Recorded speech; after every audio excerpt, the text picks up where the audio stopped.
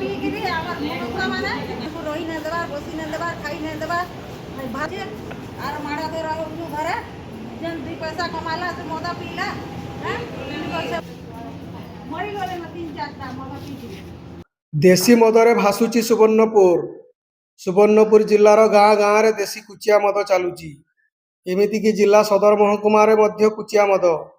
ଏମିତି ବେନିୟମ କାରବାର ଚାଲିଥିବା ବେଳେ ଅବକାରୀ ବିଭାଗ ନୀରବ ଦ୍ରଷ୍ଟା। ସୋନପୁର ସହରର ଗଳି ଗଳିରେ ମଦ ବିକ୍ରି ହେଉଛି। ଅବକାରୀ ବିଭାଗ ଶୋଇଛି।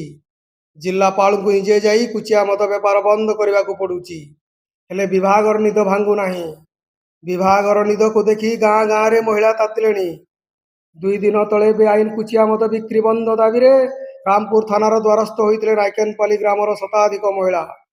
ଆଜି ମଦ ବନ୍ଦ ଦାବିରେ ବିନକା ଥାନା ସିନ୍ଦୁରପୁର ପଞ୍ଚାୟତ ବିଶାଲପାଲି ଗ୍ରାମର ଶତାଧିକ ମହିଳା ବିନକା ଥାନାର ଦ୍ୱାରସ୍ଥ ହୋଇଛନ୍ତି।